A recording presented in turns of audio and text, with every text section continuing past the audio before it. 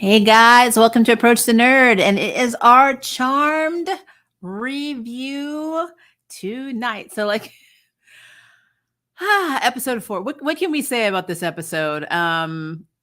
This episode had a lot of things that happened that I think were kind of cool, and then there are things that I'm going to nitpick about because, as always, I like to throw in the fact that even if it's a good show, that CW writing has to just kind of get in there a little bit and shake up a little bit.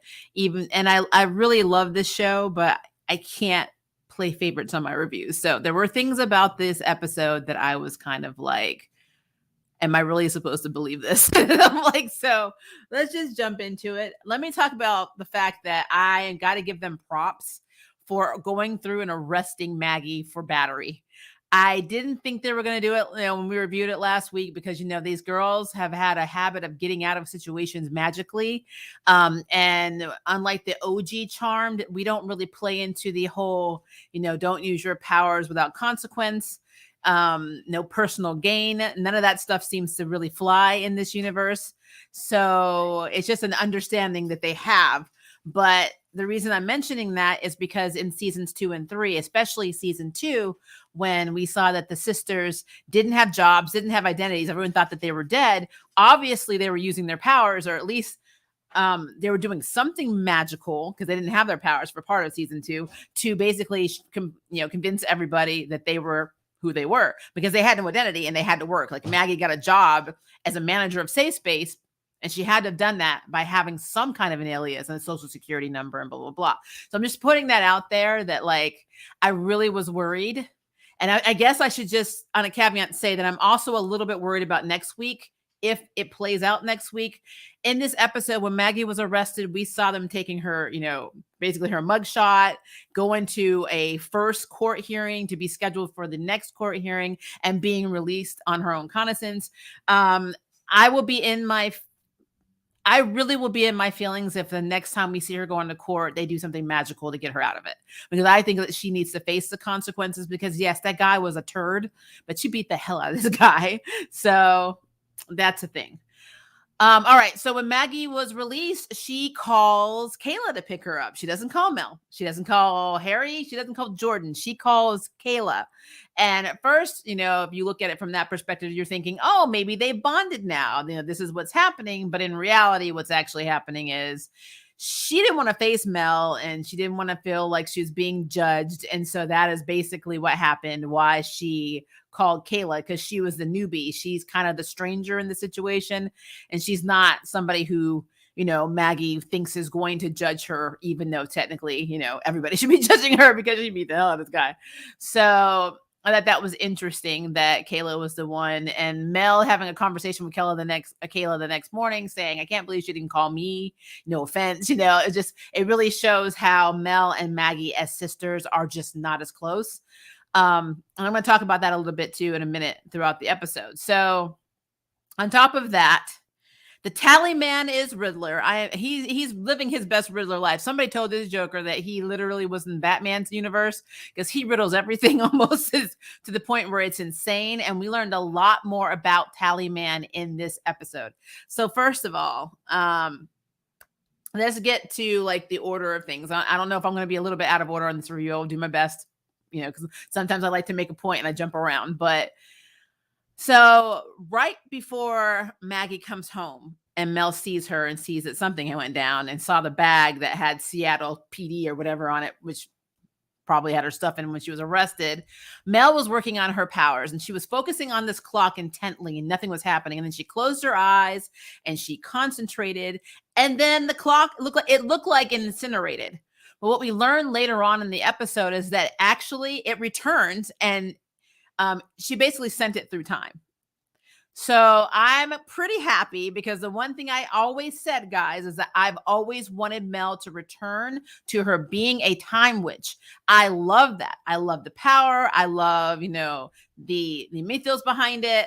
I don't like her powers, like molecularly. I just don't. I don't want to see her as Elsa, and I don't want to see her as human, Torch or Firestorm or whatever fire-based hero you want to compare her to.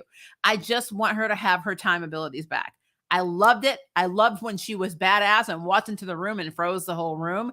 Yes, it was kind of reminiscent of Piper in the OG show, but I liked it. I loved that power. And unlike Piper, she still was the true definition of a time witch. Piper couldn't hold a potion and then basically age it to the point where it was done. I effing love that ability. So I'm hoping that this moving the clock forward through time, and if the next week's preview is anything, basically any evidence of this, it looks like they're going to go back to the 1950s. I am here for it. I effing love this power. I need her to have it back. So that's my little nitpick or my little dream or whatever you want to call it. My goal, my wish. I want that to happen. So I'm kind of happy that it looks like that may be a thing. All right, so no Jordan and no Harry in this episode. When I realized that, I was like, no Harry? I mean, Jordan, yeah. Jordan's like missing all the time, especially last couple of seasons, but no Harry? Say what? I mean, honestly, did it really stop you from enjoying the show? No. I mean, just throwing it out there. All right. So two things happen, like two types of storylines are going on simultaneously. We have Kayla doing her thing, and then the sisters going off so they go to this place in the Midwest in Merrill Springs called Ripples. It's a magical spa for magical creatures. And honestly, I liked it. It was Mel's idea to take her there. It was inspired by Kayla, just to get away. Maggie's like, well, I don't want to go. And she finally decides to go as long as Mel promises not to talk about what she did last night or basically pry into her life at all. Not going to lie, I understand that Maggie is hurt. She's grieving. She's angry, but sometimes she's a little bit annoying. So she was working my nerves a little bit in this episode, at least until the end when we had like the whole revelation and the talk between her and Mel. But she was working my nerves. But they go to the spa and they meet Arnold. He's a merman. He is very, very cool. And it's like, I don't know what it is about him, but he really cracks me the hell up. He reminds me of one of the salesmen from Are You Being Served? I don't know why he just does. He's just absolutely hilarious to me. And we also meet a young bellboy, I guess, employee who does everything else, jack of all trades. And he's brand new. His name is Robert. And why the girls are getting situated of having their facial and, basically going through they're the charm ones. Everyone's happy they're the charm. Nobody believed that they were the charm ones, but the charm ones are here. So, they are getting the VIP treatment. Well, Robert is sent to the spa, No, it was the sauna room. And I knew as soon as he walked in there, basically because of my love of horror movies, that he was going to die. We already effing knew this. And so when he walked in there and, was picking up the towels and stuff, the door gets shut. And then the temperature gets raised up to 125 degrees. And poor Robert, yeah, he dead. I'm like, he is dead. So that's literally what that was. And the reason being that he had to die is because the tally man needed his name tag and identity to get close to the charm ones. Now, earlier in the episode, he was doing his little Riddler thing, and he made a statement that I thought was really interesting. It says, and she will be there when she dies. I don't know who the she is that he's referring to, but that is a question mark. Who is the she? I don't think he's talking about Roxy. He can't be talking about Marisol. Macy's supposed to be dead or spirit or doing whatever she's doing. So who is the she that he's referring to? So that right there was a flag for me. All right. While the girls are at the spa and the tally man's getting close to them, which I'll come back to, Kayla is actually left at the command center by herself. Now, Mel does a good job of giving her the rundown on what the board kind of does. She doesn't show her how to use the board or how to get a magic marble to go teleport anywhere. She does give her instructions. She's like, if we're going to be gone, this is a summoning conch. So she gives her basically a summoning conch. So she takes the conch and she blows it. And this necklace that Mel is going to wear will allow her to basically, know that there's a problem and get back to the command center immediately. As soon as she showed her that, I already knew something was going to happen. I was going to be real with you. I already knew. It's like foreboding. It's like you always know when shit's about to go down. So They go off. Kayla's living her best Tom Cruise, risky business type dance situation going on. She's like partying. Then she gets bored and is like hanging out at the command center. And she's doodling. And I'm going to tell you, if I had manifestation powers, I probably wouldn't draw anything in an area where it's really important, especially if I didn't know how to control my power, because I would worry that something would come to life like it did with Josefina and cause a lot of crap. Well, she's doodling and like a light or something comes out of her, sketch. And so she goes and chases it and then she hits it and she ends up breaking the conch. And then she looks up, and then, of course, where the girls are at the spa, Marrow Springs, there's red dots indicating, as Mel informed her, that there's witches in trouble, or there's trouble, basically. So she's like, well, crap. So she tries to call and leave a message for Mel, even though Mel told her there's no cell phone reception. So she's like, well, you probably won't even get this. Then she uses the match to go to the Blue Iris. So she gets there. She's looking for Roxy. She goes to the British bitchy but extremely hot bartender who's like, do you have an appointment to see Roxy? And she's like, no. So she kind of blows her off. And then we have Dev. Dev is the guy who is absolutely smitten with Kayla. We saw it when he was first introduced a couple of episodes when Kayla was first there at the club, and he is still smitten. We learned that he is a Gandharva, so he basically has the ability to be in. He uses his throat to use musical sounds or whatever. I kind of think he's like Muse from Winx, that he has the ability to control sound waves and music and maybe a little bit more, maybe like a cross between her and like Arana from Gids, which is a magical creature that can hypnotize men. Think of it like a siren, so kind of like a siren. I don't know. It's a thing, but I dig him a lot. He's very cool. So he offers to help Kayla, and she's first like, I don't like to give my business to people I don't know on the street. She's like trying to back away, and he's like, he demonstrates his ability, and then of course the conch starts, responded to it in the jar where she has the broken, shards of it. And so he says, I'm going to help you. And then she's like sitting there, and, he's trying to figure out, basically explain how it works and blah, blah, blah. And then he's like, well, what's your power? And she says, manifestation. He's like, well, why don't you just draw one? And then he realizes that she doesn't know it. So he's like, you're a newbie, And so he starts telling her that he's an artist and she's an artist. And instead of seeing and overthinking it, we are people that feel. So feel this. So he gives her a martini glass, and she's like throwing like multiple sketches of this thing on the ground. And honestly, she was killing trees. I wasn't happy about that, but you could have used the same sketch. But she finally listens to him, and she starts visualizing like the sensation of drinking the martini and like basically how it feels to have a martini. And it manifests. And not only does it manifest, she's worried it's going to be like Josefina and going to turn him to paper or something, two-dimensional. Well, he grabs it and drinks it and pretends that it's not hurting him, but he actually just like, it's too much alcohol in it. And apparently it tastes really good. So she's able to manifest things to a point where they have taste, sight, and everything else. That is actually a very cool power.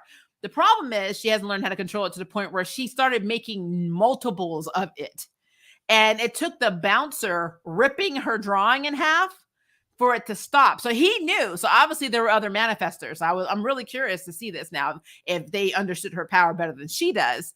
And, she's like, oh, that's cool. It's great that it stops. But just because the drawing is ripped, it doesn't mean that everything that's already been manifest disappears. And that's also very cool, because I was expecting when he ripped it for everything to just vanish, and it doesn't. It actually stays in the physical world. So that is extremely effing cool.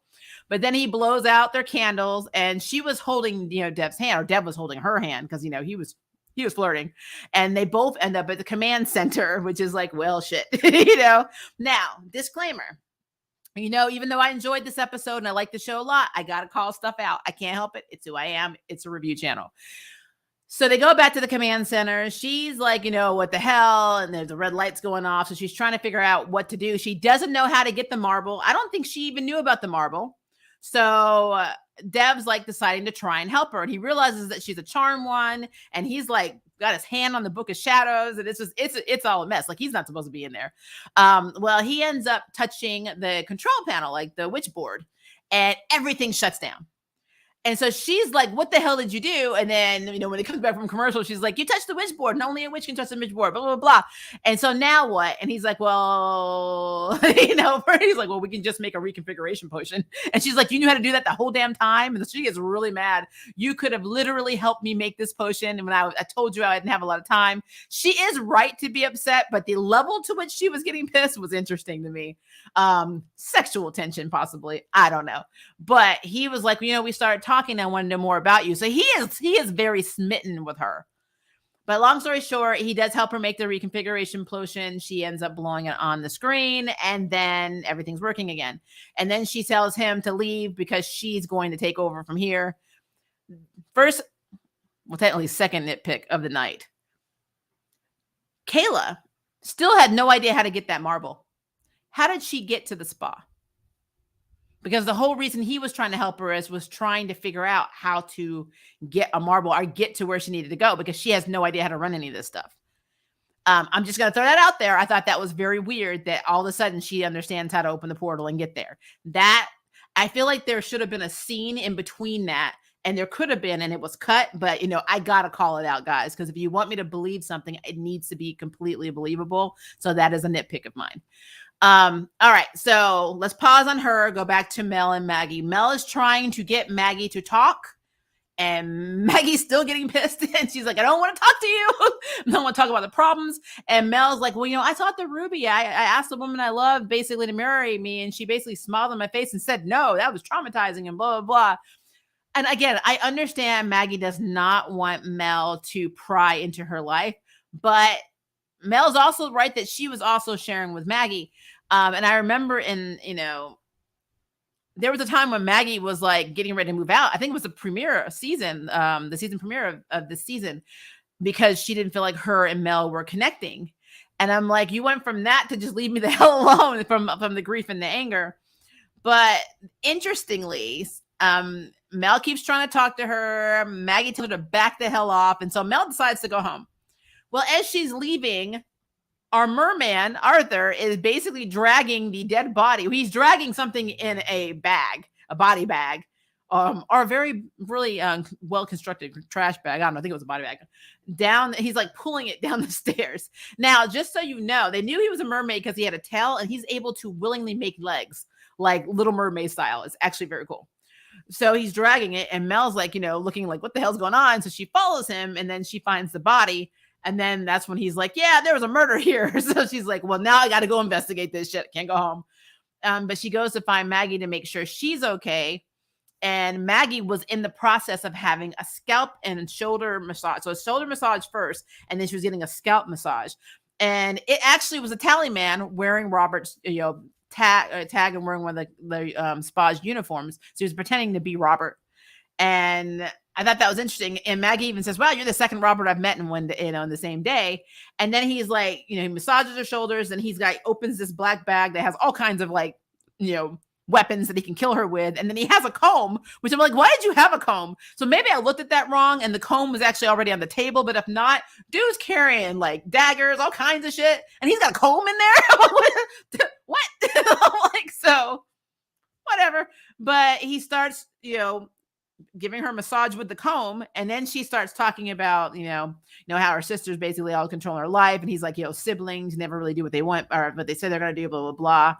And then she says, yeah, and she talks about how the fact that they were dealing with this, like, basically this nut job, which is him, and he rips a piece of her hair out, and he's like, oh, butterfingers. And I'm like, this is not a suspension of disbelief, but as a POC, we would have been fucking fighting in there. I'm like, you just pull my hair, motherfucker. I'm like, ding, ding, ding, round one. I'm like, so Tally Man would have been taken out without me even realizing he was the Tally Man in that moment, just for ripping out a piece of my hair. I'm just putting it out there.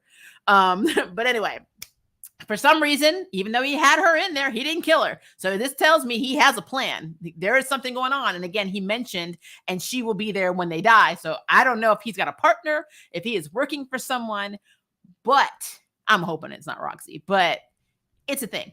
All right. So as Mel is going off to find her sister. She's sent to the aromatherapy room because basically that's the next adventure on Maggie's list. So Arthur had a detailed schedule of where the girls were going to be. So she's heading that way, and he's like, be careful, because when you go in there, you're basically going to be living their memory. It's going to be a personal memory for them.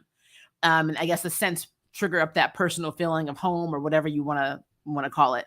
She passes the tally man. She kind of looks at him, but doesn't really register. And while he does that, he pretty much destroyed everybody's childhood, because they have this spring with this beautiful water lily that just bloomed, and he puts a black rubber ducky. And I'm like, why did it have to be a damn rubber ducky? But a black rubber ducky spewing this black like crap out of his mouth, or smoke out of its mouth. And then it taints the water lily. And I finally got my Little Shop of Horror reference, even though I used it in episode 2 with with the little Aubrey that was in the purse. But we got our Little Shop of Horror moment. So while Mel and Maggie, because Mel went into the room and they're back at the manor, and basically Maggie's living out all of the, I guess, memories with Mel, which is interesting. I guess she couldn't do it with Maggie and Mel, because then, Macy and Mel, because then Macy would have had been in the scene. But like, they started talking about these monster nachos that they made, and how things can't always be the same, but I want to be close, and I need my sister. It was actually a really sweet moment. So Maggie's basically saying, I need you to help me because I am effed up. That's basically it. I effed up. I am effed up. Please help me. I need my sister. I was like, I love that scene. I thought that was the first real fucking bonding moment between them, even though they grew up together and, they've been in each other's lives from the beginning. I really felt that. Like, I really felt in that moment, these sisters really were like close. I don't know. It's just me. But then they come out, they hear this noise. No, first of all, before they do that, Maggie's like, so why didn't you leave anyway? And Mel's like, oh, there was a murder. She's like, and you didn't leave with that? And she's like, you were having a moment. I'm like, true that. So then they hear people like screaming. They go out, they find, Arthur, our merman, with a thorn. And these thorns are freaking huge, protruding out of his arm. And then, we realize that the water lily literally is Aubrey 3. I'm calling it Aubrey 3, not Aubrey 2, shooting these poisonous darts out at all the magical creatures. And I thought it was interesting because, quite frankly, it is a creative way to attack a lot of people at once by having a beautiful water lily bloom attack. But I freaking love water lilies, so that really hurt my soul. And I always thought rubber duckies were cute. So I'm like, you just completely, Tallyman was messing with me. I felt called out in this episode. All right, so they basically split up again. I don't know why, and I'm really hoping this is not going to be a pattern, because this is something, guys, I have to nitpick. We need the power of 3. I don't care how they do it. I don't care when they do it. Yes, I do. They need to do it now. I'm kind of getting annoyed that it's always at least 1 or 2 of them together and not all 3. So Mel goes after the tally man, and then Maggie's supposed to be helping everybody that's being attacked. She ends up hiding, because what can you actually do when you have a non-active ability, And the person that has the active ability is the one that's going after the tally man, because Maggie's like, I've beaten enough people for one day. I don't think anger management applies to the tally man. That's somebody you need to let that kind of rage that you let out on that guy in the street. So that didn't make sense to me. Nitpick number 3.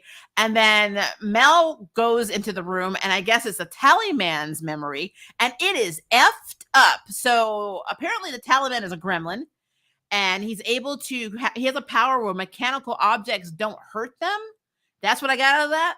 And so he was talking to his younger brother, and he's like, yeah, I have the ability, so you should have the ability. So he sticks his hand into what I'm assuming is like a wood chipper or something, something that cuts, and puts his hand into it, and then nothing happens. And he convinces his little brother to do it, and his little brother gets mauled.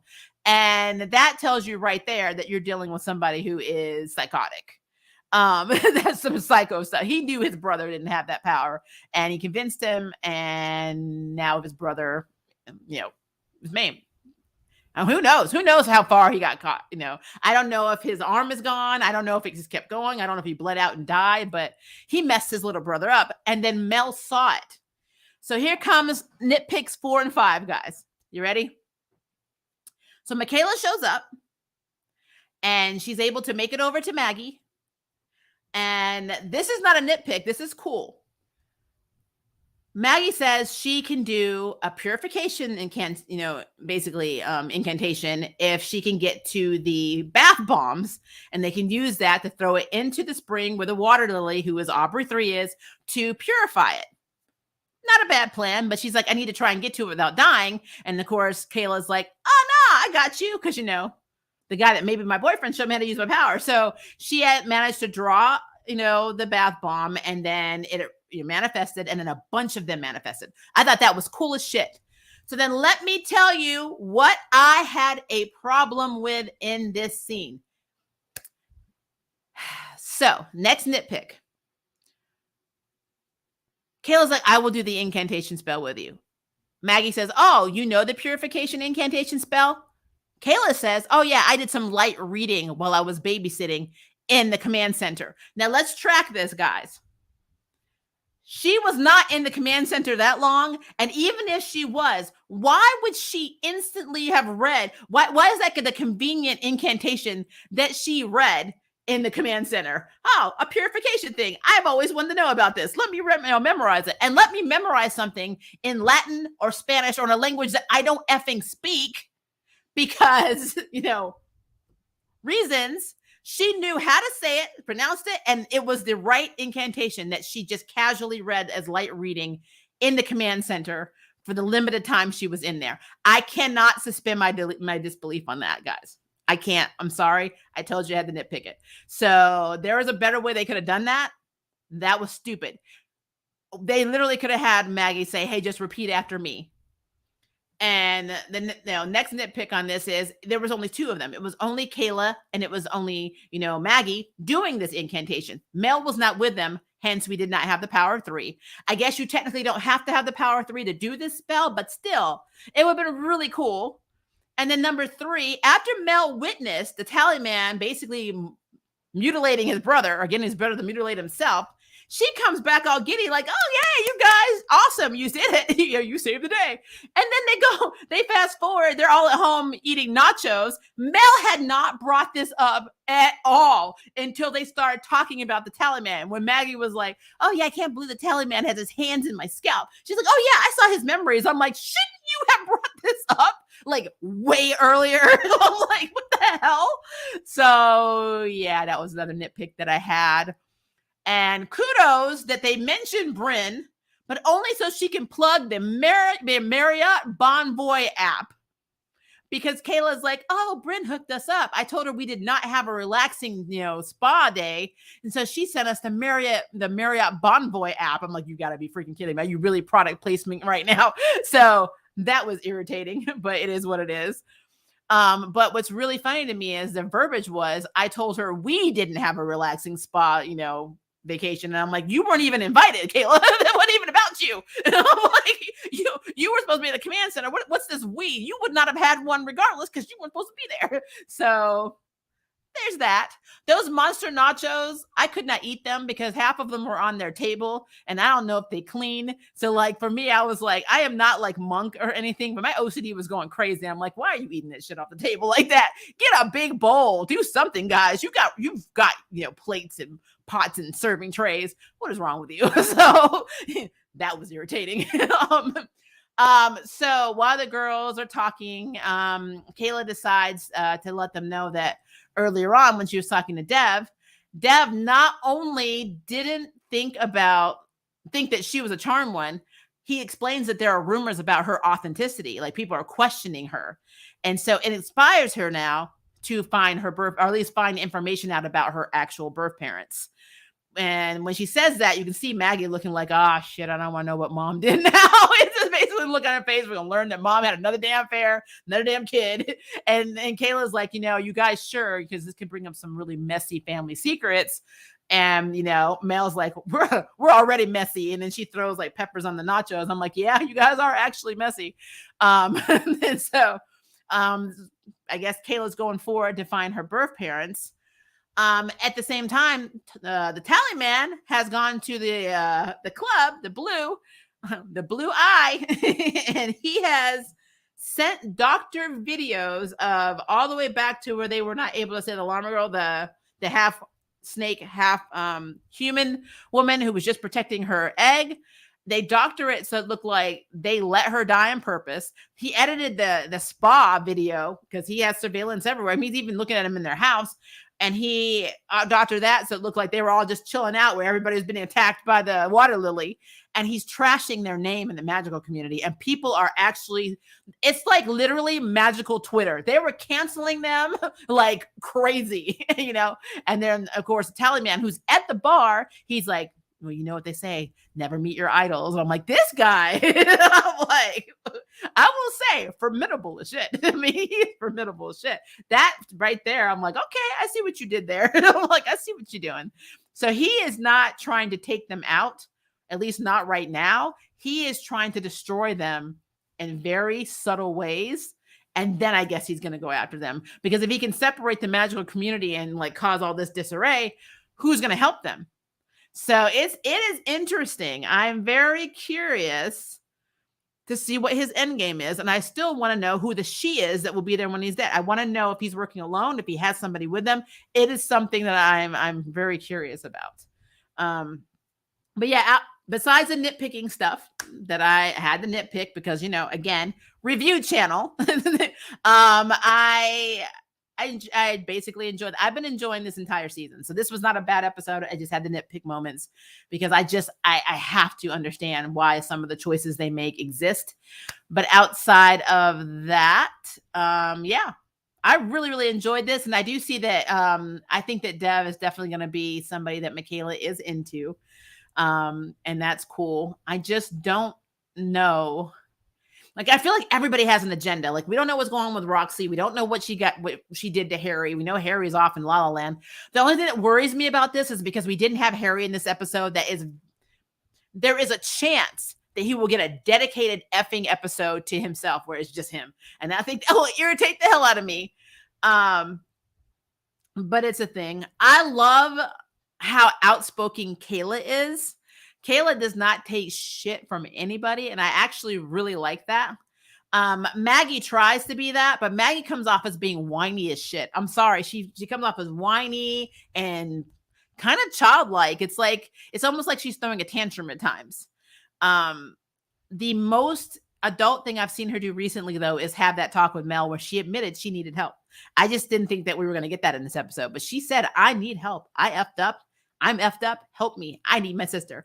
That to me showed so much character growth in that one scene that I didn't think we were going to get probably till the middle of the season. So I guess that is a win.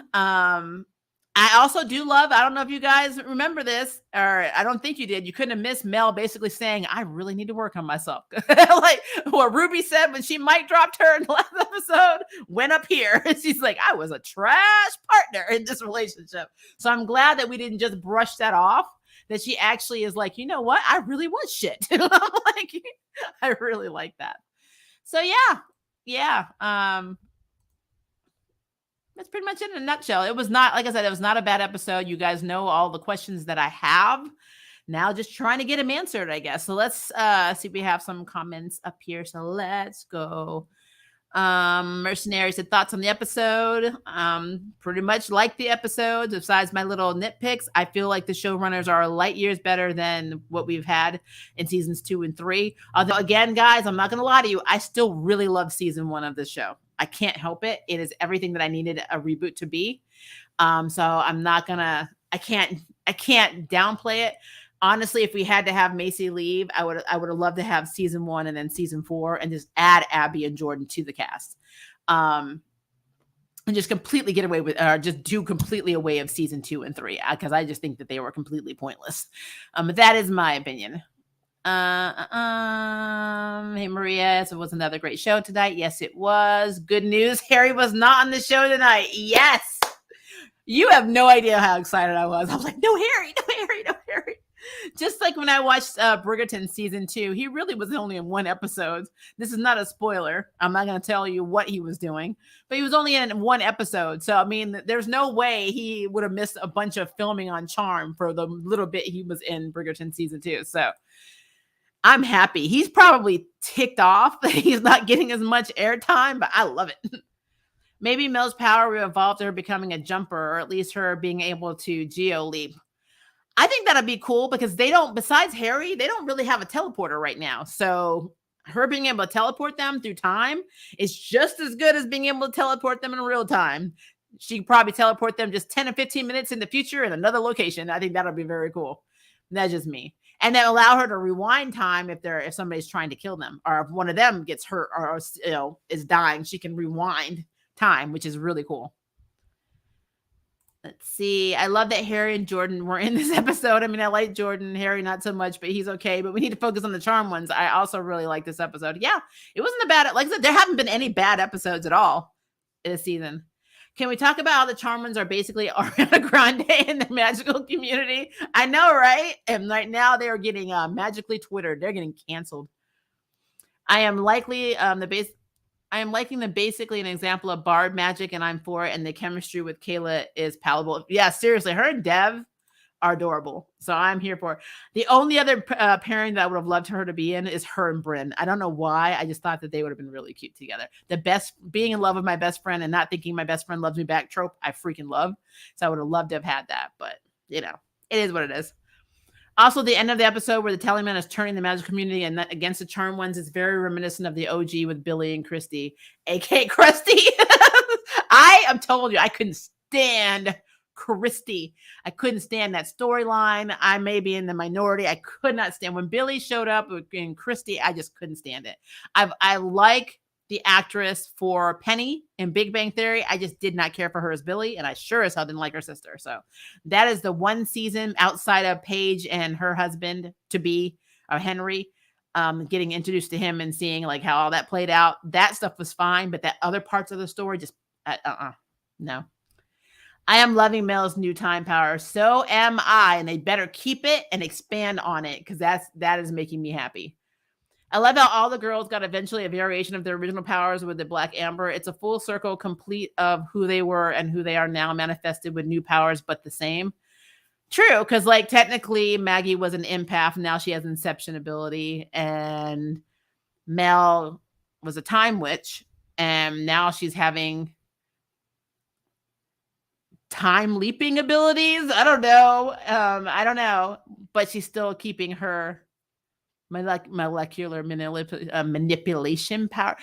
It's Elsa and it's Human Torch. It's just what it is. I mean, sometimes when she uses her fire, I think she's gonna say flame on. I can't. It just drives me insane. I'm sorry. I don't like those aspects. I really want her to be able to come in and freeze a room. I want her to freeze a room. I want her to touch a potion and age and de-age it. I want her to have an effect on time itself. That is what I want. That's what I want. I'm not changing my mind, guys. Kayla's power is growing and I'm excited. Me too. I am very, very happy that we finally get to see a character that has a manifestation ability that actually is usable. Like, I pick up my phone and I broke my phone. Well, shit, I don't have a working phone anymore. But if I draw my exact phone with my little serial number at the bottom, bam, I have a brand new phone that works. Now, I wonder if the service would still work. I'm assuming so. It's magic. So, she could duplicate anything, which really weird. It makes me question so many things. I don't know if this is because I watched a lot of Grey's Anatomy, but I mean, if somebody needed a heart transplant, she could draw their heart and make a copy of their heart perfectly to have a perfect match in their body. Just stuff like that. I mean, it's just the limits of her power are very small. Like, I don't see a limitation yet. Because like when the bartender ripped that sketch, the manifestations did not disappear. They just didn't make any copies. The copy part, duplication part, stopped. But those martinis were still in that bar. So what does that mean? That is freaking cool. Hello, Canilo's TV. Did I say your name right? I butcher so many names. He's like Rain from Owl House. He really is. That's a very good analogy. Should Mel have both molecular and time powers? I think she should have one or the other, and it should be time over molecular. Me and you too. I do not want her to have anything to do with molecules. Mel's new power is how her freezing power should have worked. When she stopped time, the object should disappear because it stops existing in time. And after she resumed time, it would reappear. I love that. I am not hating that at all. Imagine if she froze a room and everyone was gone and they just come back. It would be cool as shit. I would love that. Absolutely love that. Did anyone else think it's weird that the Tallyman kept the piece of hair he ripped off Maggie? Maybe he's going to do something to her. He might, but I think he also did it out of anger. He might choose to do something with it, like some voodoo or something, but she called him like a psycho or nut job or something, and he ripped her hair out. So it's a thing. I agree with you, but here we are, but they are basically now have a secondary power. There's a variation of the original magic aura power now. Well, personal effects are used for spells at times. Who knows? Maybe he controlled dolls or voodoo even. I mean, it could happen. That could be a thing. I don't know. I mean, he's a gremlin. I guess the sky's the limit. I want to know more about his ability to prevent mechanical objects from being able to harm him. I really want to know what that's about because that's interesting. Does that make him like a technopath? Huh. In this episode, Maggie and Mel really felt like actual sisters. Exactly. Yeah, I felt like they actually gave a shit about each other. I know it sounds bad, but there's so many. It just seems so superficial. And even when Kayla and Maggie, though, when they did their spell, Mel came up like a proud, mother hen. She's like, oh, you guys did awesome. I still think it's weird that she didn't go back and say, guys, you have no idea what I just saw in the aroma room. I don't know why she didn't mention it to them. I don't know why it took Maggie bringing it up at Nacho Night, Monster Nacho Night, for her to even say anything about it. I will say that is another weird, like I said, I had some nitpicks, guys, but outside of that, I really am enjoying Mel and Maggie a lot more, which is sad. This is something we should have got from the beginning on all three sisters. I've been working my way up to the current episodes, but it really feels like Maggie and Mel's sisterhood has been very well done this season, showing their history growing up together. I agree.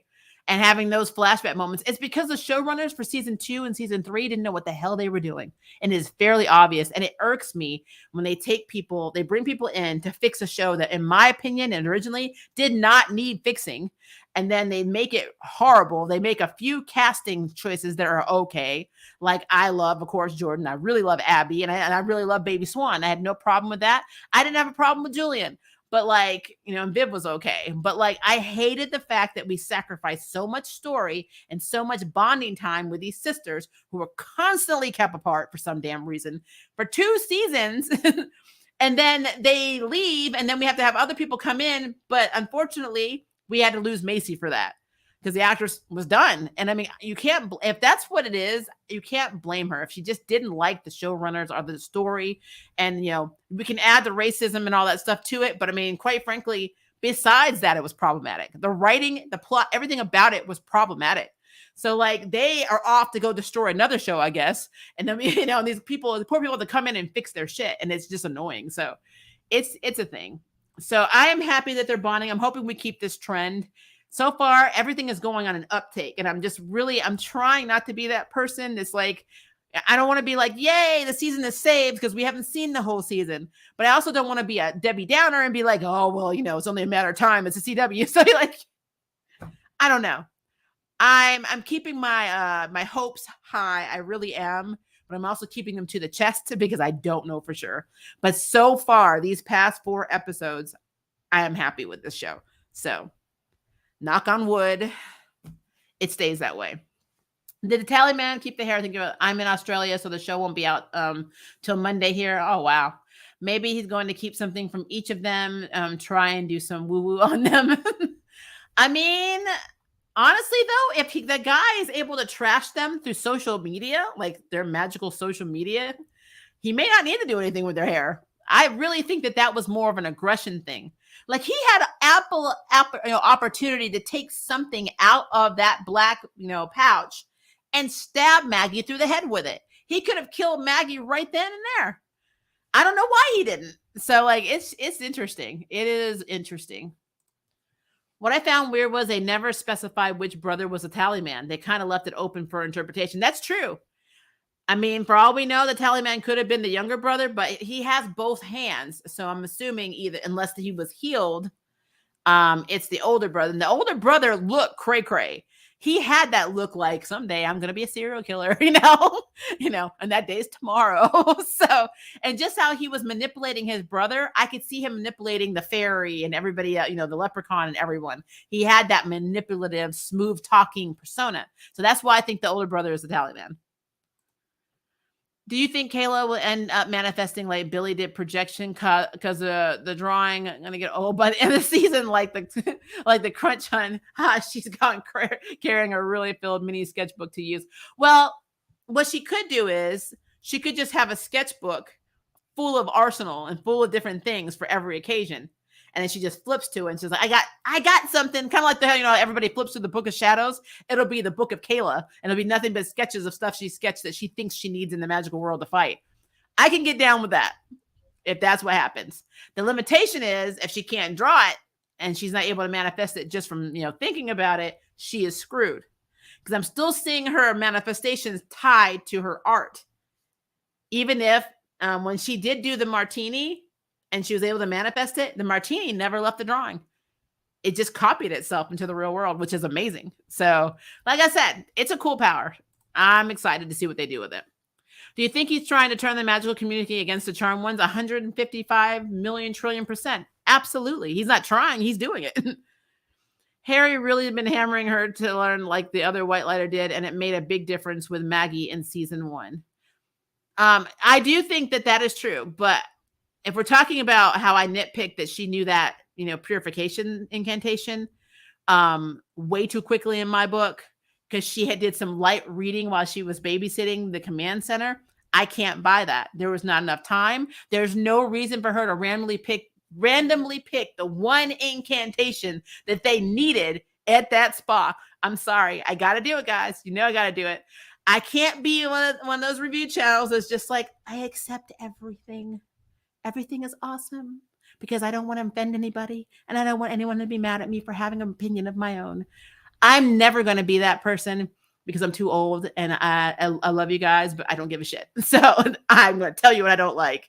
And I cannot suspend my disbelief on that. I can't suspend my disbelief on that. And as somebody who's studying Korean and speaks Japanese and spoke German and spoke Gaelic, I know pronunciation in languages is a big deal. And there's no way you're going to convince me that she not only read this thing, but she memorized how to pronounce it and memorized it in general in that short span of time on top of everything else going on, learning to use her powers and dealing with Dev and all this crap. I'm sorry, that does not track with me. So I feel like that is one of the nitpicks that I have to say could have been done a lot better because all they really had to do to fix that was basically her saying, I don't know what to do or to say. And Maggie says, hey, just repeat after me. We've seen it in OG Charm. We've seen it in this show in previous seasons. Why is that not a thing? Don't put that down my throat that you just sat there and happened to read that. No, that's bullshit. I'm sorry. Let's see here. I love Bryn. I love Bryn too. That was released by the showrunners before the season. What was released? What are you talking about? I'm also still wondering about Taryn because her name is still in the Wikia. So I thought Taryn was, well, okay.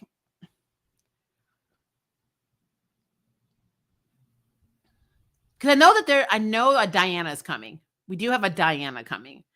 I don't know. Maybe Taryn's somebody at Safe Space. Because we have no interaction with Safe Space anymore. I mean, I'm like, they just go there to get drunk and have coffee. I don't know. I still have no idea what's going on with Kat's Magical Shop. I have no idea where Baby Swan is. I don't know what's happening. I hate that that's like limboing out. Yeah, it's a thing. The wiki isn't the best updated. Oh, you're going by wikis? Yeah, wiki. Anybody can actually post to a Wikipedia or the Charmed wiki. What's up with the rumors of Madeline Mantock has left the show because of Melanie Diaz? I don't know. Somebody had messaged me on Instagram and said that, Mel follows her, but Madeline doesn't follow Mel back or hadn't. Maybe she does now. And something about her not congratulating Mel on having her baby. I don't know. There's going to be drama everywhere. And like I said, and I'm going to say this, guys, and people get in their feelings a lot, but it is true. You don't know anybody. You don't know how anybody's going to react. I mean, you don't know how people are in real life until you are with them. You could seem like the coolest people you've ever met and then be complete bitches behind the scene. And I'm not just saying this for Mel. We can also say this for Madeline. We don't know these women. So we have no idea what actually is going down on that set until we are on that set. And that's why I always try and stay out of these conversations, because I'm not going to point fingers at people because I don't effing work on charm set. I just don't.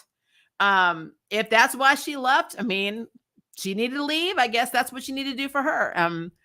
We don't know. I mean, I've heard it was Abby. I've heard that it was Harry. I've heard it was the showrunners. I've heard so many rumors on why Madeline actually left that until she opens her mouth and says it herself, it's all rumors. It doesn't matter.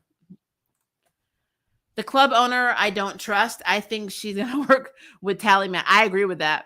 Or she might be the Tallyman is talking about. Because I will say that since she's only able to be out 1 year and then hibernating for 7 years and out 1 year and then going underground 7 years, she may be kind of pissed off about that, especially if she's a business owner. So she may be in her feelings, and maybe she concocted a plan to change that. And maybe she has to sacrifice someone, or maybe she has to do something to ensure that she has her freedom. I mean, that's just a theory that I have. I don't know. I mean, just because we saw the Tallyman with our younger brother doesn't mean he doesn't have a sister. That could be his sister. We have no idea. Sister, cousin, best friend, girlfriend, anything. Roxy is very connected in the magical world. And I think you get connected just by being sweet and peaches and cream. So there is something going on with Roxy. My interpretation was that the younger brother was the Tallyman. I don't know why, but I mean, that could be a thing, but I cannot negate the fact that the older brother gave me like freaking serial killer, hillside strangler vibes. So even if he is the younger brother, the older brother's probably just as nuts. Kayla, the most awesome character. She is on my list as being one of the coolest, but I really am digging Brynn a lot too. I'm liking that Mel is becoming a real-time witch. Yes, and that's what she's supposed to be in the first place. I love Macy, but Kayla brings such a fresh vibe and more personality, to be honest. True. Same, I'm curious if she's supposed to be Mel's new love interest. They need to bring Abby back. It reminds me of season 7 of the OG when Zenko did the same thing. Kayla's outspoken nature is so nice. Yes, it is. I missed the episode today. I'm going to watch it tomorrow. Just wanted to stop by and say I love the channel and keep doing your thing. Much love. Thank you so much. That's so NG or NJ. You in New Jersey? That's cool. The only demon person I want from Mel is Abby. True that. Kayla dating Mel, please God, no. I would not like that at all. At all. Will they ever use the magic room that was under the house? Or the one with the mom's projections? No. All the cool stuff we got in season 1, like their weapons, like with Mel's bracelet, able to speed up and fight, all that seems to be gone now. They're like, we used all of our budget for season 1 and then we threw it all away. I would absolutely 110% love Abby being her end game, but I don't have high hopes.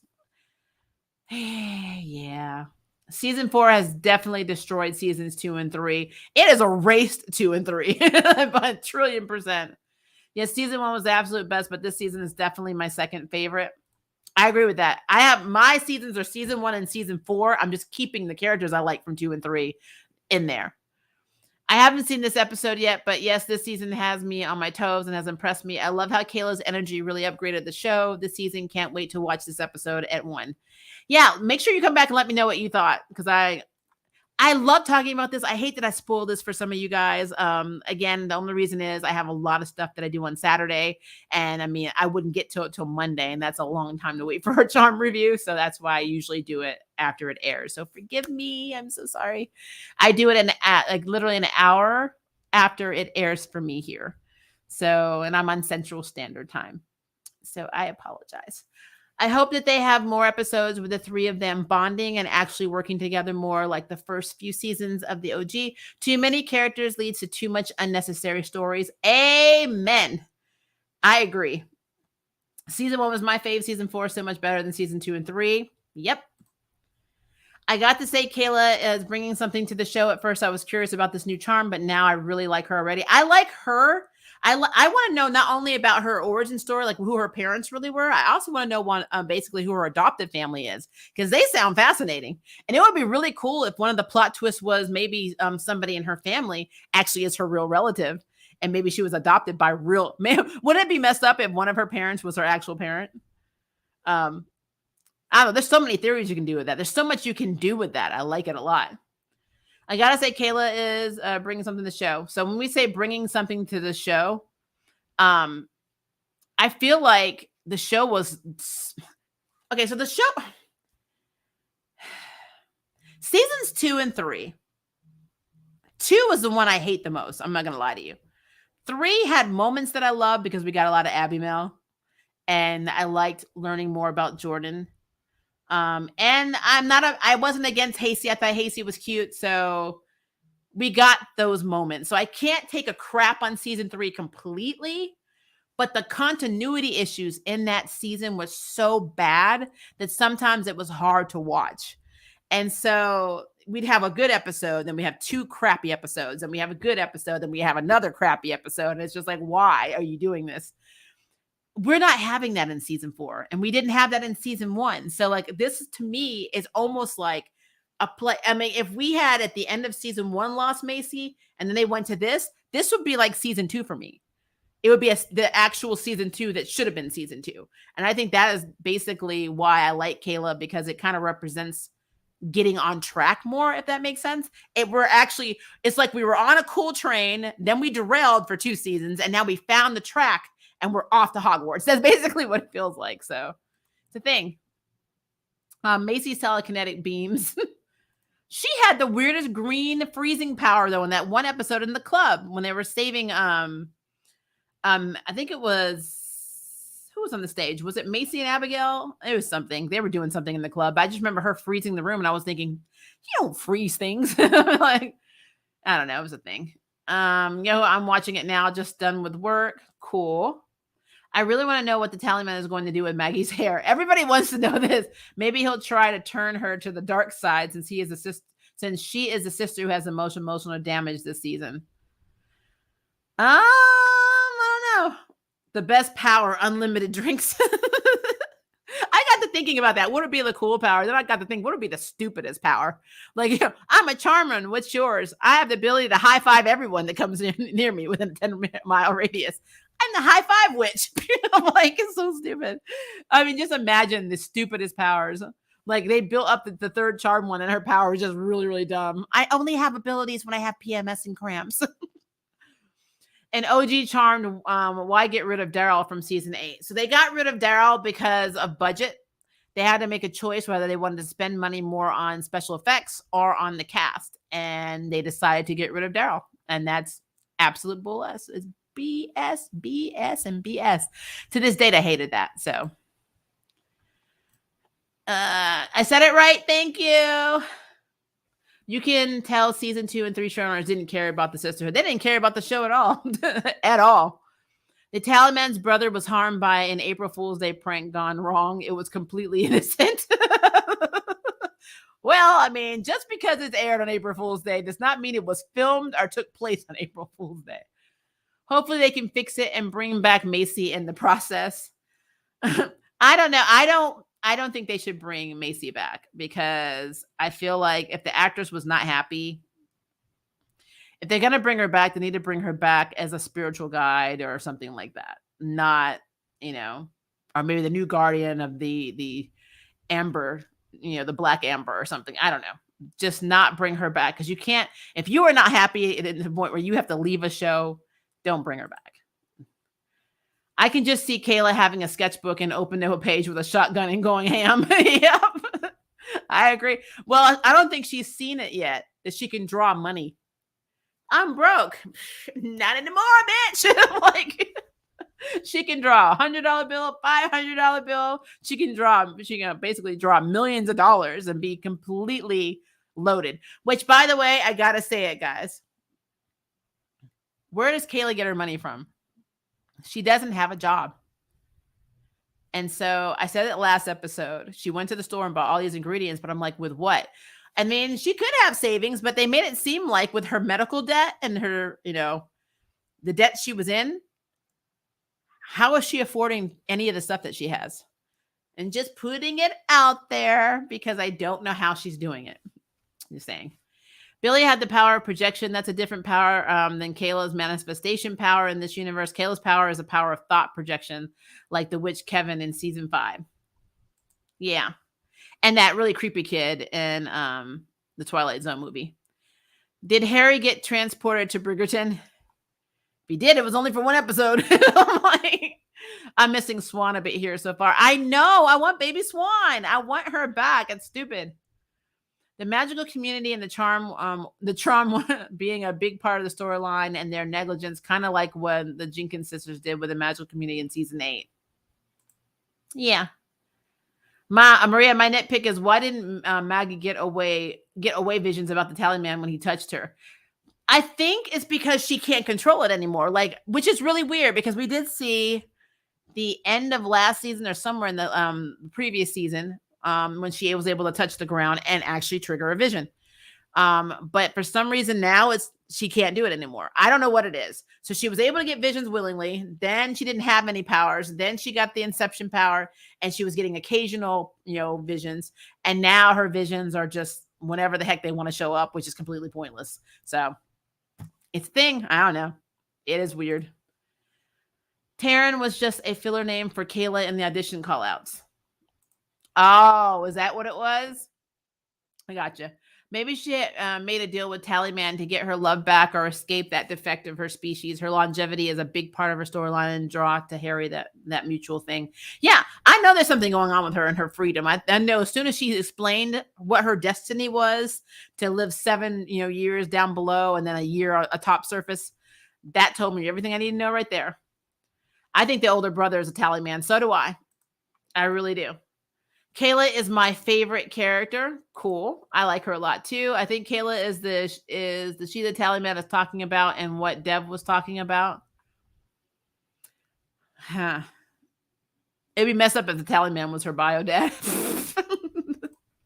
Maria, who is your fave sister? Normally it is Mel. Because I really like Time Witches. And she was an activist. And of course she's LGBTQ plus. And they're going to allow her to keep being LGBTQ plus. I love how I am a queer person and I always stumble on the acronym. We just say it so damn much. It is what it is. But now we have Kayla who's bi. So it's like, it's really this season right now. I think I'm leaning more towards Kayla, but generally, especially season 1, it was Mel. Season 2 and 3, yeah, it was still Mel, even though Mel got hardly no time in season 2. She got hardly nothing to do in season 2, but make potions and whine about it, So technically Mel is my favorite. If we're talking about the OG charm ones, then Prue's always been my favorite. The episode comes out tomorrow, unfortunately. No, I'm so sorry. We definitely know that Mel's power to travel through time will become more powerful from what her future self was able to accomplish. She'll be able to not only move external things, but herself. That's what I'm looking forward to. I mean, we already know that because she sent her and Kayla and Maggie to the past in the 50s. So the 50s or the 20s? I think it was the 50s, though. How has this season had more bonding than original 3 seasons of 4 episodes? We had a little in season 1, but I don't get it. I don't understand it either. It's funny that there's so much bonding, and one of them is not even technically their sister that we know of. So, yeah, I don't know what to tell you outside the fact that the CW hired some bad showrunners for 2 and 3. Season 3 was a season where they got their Book of Shadows back. Technically, they didn't get it back. Technically, Josefina and Mel made another one in Spanish. I hope we get more background of their charmed origin story and the mythos behind becoming a charm one or how this works. I agree. I want to have Josefina come back a lot more. My issue with season 2 is that it felt like love triangles on love triangle dedicated to set up Macy and Harry. It felt like it stopped being about sisters for the sake of a relationship. It became Harry and his witches. That's what it was. I don't know why, but Harry was the main focus of most of the focus of 2 and definitely season 3. So I wonder how Rupert's feeling about not being the focus of season 4. I'm really curious. Also, why they haven't conjured the mother or ancestor or whatever to figure things out is beyond me. Give me some Grams vibes. I know. I don't know. Maybe I don't know. I mean, they tried it before, didn't they? And they ended up getting the dad and the girl who died on prom night or whatever. I don't know. Season 3 is far better because Harry and Macy had kissed and become an item, but other stuff hindered it, like Macy's death and whether or not Harry will be a human. Yeah, like I said, I couldn't take a crap on season 3 because there were a lot of stuff I liked, and I love Abby Mel. So, um, but the whole Ruby thing was stupid. It was a U-Haul, and everything else didn't make sense. Like there were so many disjointed parts. And even now, everything that happened with Julian went really fast. And then we don't know what happened with his sister. Like, is she dead now? Did they turn her life support off? Is she still in the coma? It's like, what was the point to that? What was the point to the sister?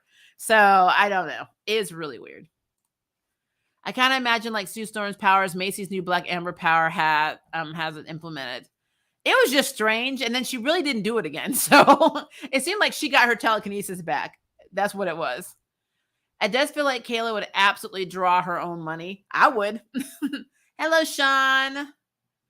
Let's see here. Yep, it was a good episode tonight, Sean. You are absolutely right. I'm waiting till the episode airs for me. Buffering. I'm sorry. Thank you for the last, but yeah, I was thinking on Macy and how she was already a guardian when she died. Yeah, she was. So that is the one way that they can bring her back. But again, the actress has to be willing to do that, and that's the problem. In the Charm universe, nobody needs a job to pay the bills. You can go work if you want. It's the CW universe. It happens on every show. It's so weird to me. Why is no one looking for Harry or checking in? Another bad party about a white lighter dating a charge, and now he is so uninvolved. Because nobody cares, Ray. Nobody cares. As far as the rumors of Madeline Mantock left because of Melanie Diaz, I love both women, but I wasn't that behind the scenes, so I'd rather stay out of it. Exactly. That's how I feel. I'm not going to take a crap on either of these women because we don't know who did what.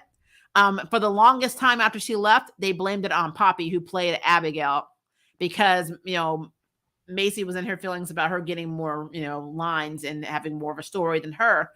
But that doesn't mean that she disliked the actress. It just means she disliked the writing and what the showrunners were doing. And but people took that as, okay, well, it's definitely Abby's fault. But she and her are I guess, follow each other on, social media. I don't get it. They're both from England and they probably get along great. It's just work and your personal life are usually not, that interlocked. But when you work with people every day, things happen. And I mean, of course, arguments can happen across the board. That's nobody's downplaying that.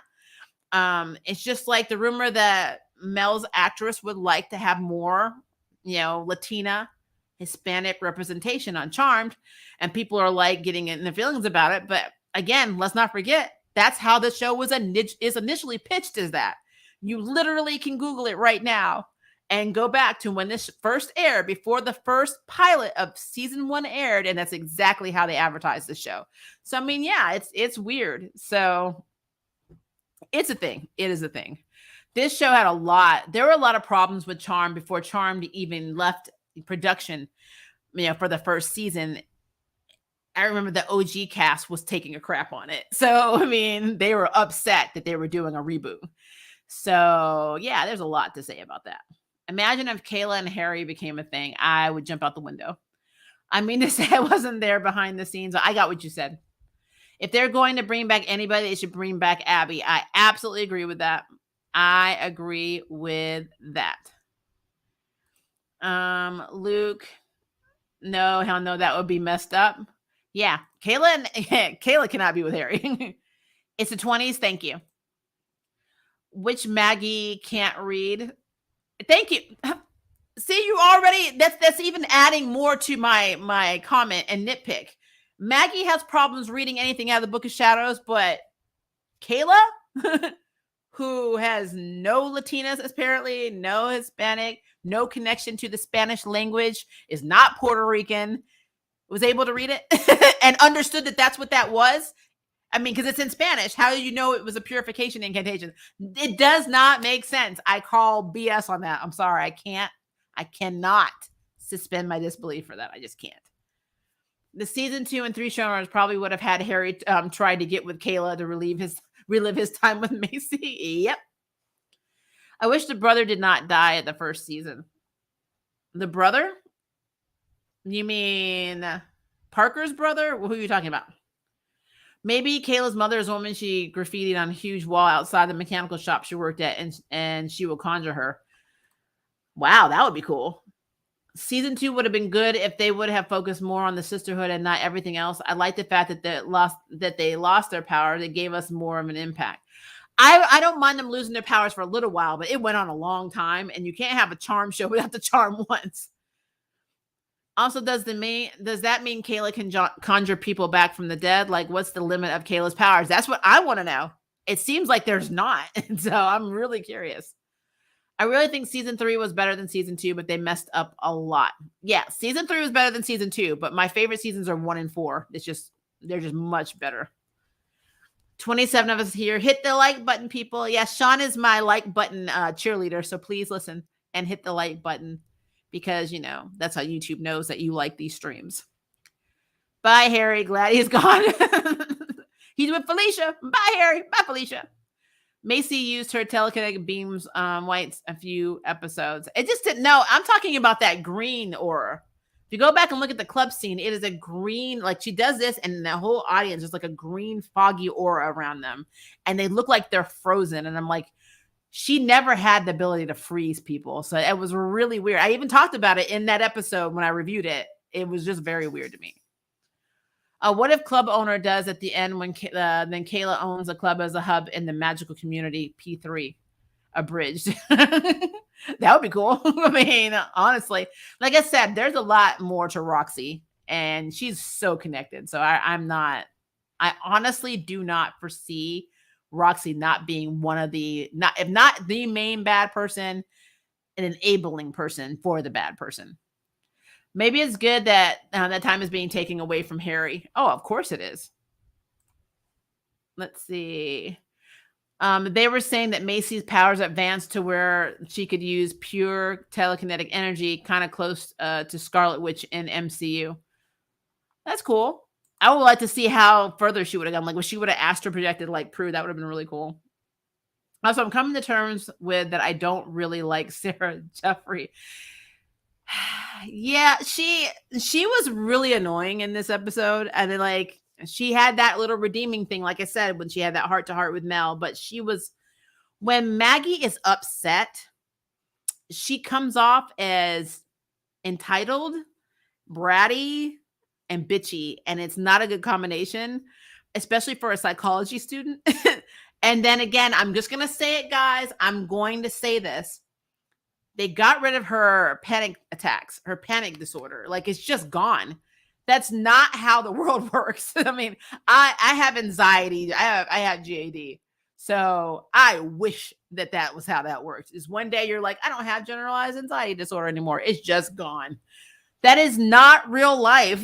So don't give a character something that life altering and make it something temporary, because you're telling your audience who loves this show that their shit isn't valid because, look at her. She had what you had and it's gone. I mean, that's how I feel about it. And I think that they do not handle mental health correctly on this show. They didn't with Abby when she was suicidal, and they don't do that with, Maggie at all. The only thing they're handling okay is the grief aspect, but the panic disorders, her having those panic attacks and then just going away, it doesn't make any sense. It just does not make any sense to me. So that's how I feel. Macy used her telekinetic energy on Mel and Maggie against the demon Vanity. She also used it against the first Toon creator, and she used it against to force her dagger into that demon. But the green aura, I don't remember seeing that again. I really don't. Let's see. Allie, to save the guy, that same episode group where the guy told her she needed to smile more after saving his life. I do remember these, but I mean the green aura. I need to know what that was about because we only saw that in that one episode. I almost wish we initially started with Mel, Kayla, and Macy. Sarah Jeffrey as an actress to me comes off as very teeny boppy to me. The episode really showcased that for me. I was like acting meh. So I know that she is in Disney. She's done a lot of Disney stuff, especially The Descendants. And I remember she was in that, I think it was called Into the Blue or something like that. It's something blue with Jennifer Lopez. And she ended up playing Jennifer Lopez's daughter. She's always played, I think for the most part, a lot of her roles have been playing Latina or Hispanic women, but she's not Latina or Hispanic. So it's a thing, y'all. I don't know what to say, but she is young and, she probably will come into her own. I know that Mel's actress has been in a lot of really notable movies and has done really well, but for some reason, sometimes when she's in this, it's almost like, what are you doing too? Like acting wise, it's like, I don't know what it is. It's almost like, I don't believe you're really concerned about this situation. Like, and then again, she'll play like giddy and then she'll play like, kind of sad, but her kind of sad doesn't look really sad. I don't know. It could be a facial expression thing. It's weird. I'm also a theater kid too, so I mean, it's just what it is. I always have to comment on that stuff. It's like you use every tool in your arsenal when you act, and sometimes I feel like her face doesn't reflect what she's portraying, when she's making these choices in scenes. So it's a thing. It is a thing. Let's see. Bring back Abby. I miss her so much. I do too. I don't know if this was said already, but Poppy Drayton wanted to move on from the show. Joey Falco confirmed this on Twitter. Probably if there was something going on behind the scenes, I probably want to move on too. Harry got teleported to Bridgerton. Yep. He really did for that one episode. The incantation Kayla and Maggie said was in Latin, making me think it was from the Book of Elders. Well, then that's even worse because don't we need to have that? What the hell was it called? I knew it and it went out of my head, but I'm going to call it the Elder Decryption Key to be able to even look at it. How would she know about that? So that doesn't make sense either. So it's just, no matter what excuse we make, it doesn't track. It doesn't make sense that she knew that spell. I'm sorry. It just doesn't. Kayla could have been the guardian. Bebe. Excited to see them, how things unfold. Yeah, she could be from Yu-Gi-Oh too. Okay. Kayla cannot, absolutely not with the Harry period. Yep. Anywho, I'm still waiting to see how Kayla fits in. What's her origin? Yeah, that's what I'm trying to figure out. You know my theories. I said it a million times. I kind of don't want her to be what everybody wants her to be. Oh, I was talking about the black man that dated Macy in the first season. Oh, Gavin. Power 4 would be cool too. Gavin was cool. Macy had a shield thingy power. I mean, but they, like I said, that green aura just really, it just did something to me. Telekinetic stasis is what Charms Wiki says. But I feel like they only did it once, but it didn't look like, I understand that she could be using her power to hold that whole club back, but it looked like they were frozen. That's what always bothered me. I don't know. Do you think Mel's powers are growing rapidly? Probably. I think Mel's holding herself back, honestly. What do you think about the Twitter fight between Sarah J and Holly Marie Combs and Rose McGowan? It's such a shame we never get a special guest episode with one of the OG ladies. I will say this. I